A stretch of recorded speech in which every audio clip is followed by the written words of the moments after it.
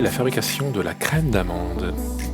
Alors c'est assez simple à mémoriser puisque nous avons normalement dans une crème d'amande autant de sucre, d'œuf, de poudre d'amande et de beurre.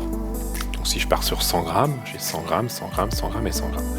Donc là la particularité de cette crème d'amande c'est que je vais la faire à la noix de coco, mais on laisse quand même un peu de poudre d'amande dans la masse, donc les 100 grammes initiales, je me retrouve donc avec 2 fois 50 grammes noix de coco et poudre d'amande.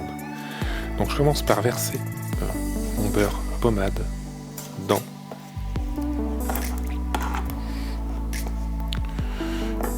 un petit cul de poule inox et je viens donc crémer ensemble le beurre et le sucre.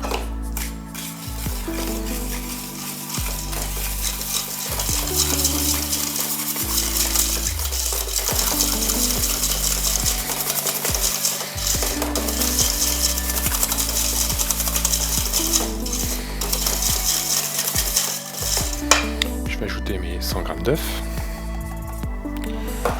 pour arriver à l'émulsion. Beurre, sucre, œuf.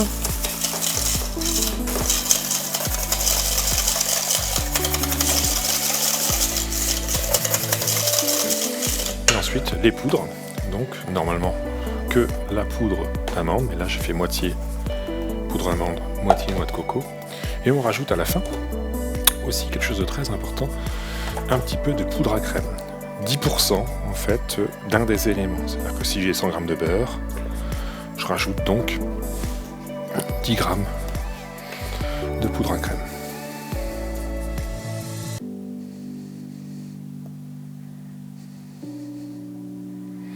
Alors ça sert à quoi la poudre à crème? Ça évite que la crème d'amande se mette à bouillir et sorte du fond de tarte par exemple.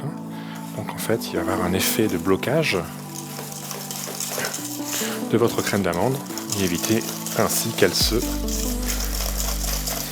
sauve entre guillemets du moule.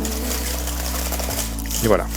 Donc là, on peut rajouter un petit peu de vanille, un petit peu de rhum, un petit peu d'essence d'amande amère. Mais là, comme on est sur de la noix de coco, on peut rajouter un petit peu de Malibu si on le veut. Voilà donc pour la crème d'amande. Coco, amande.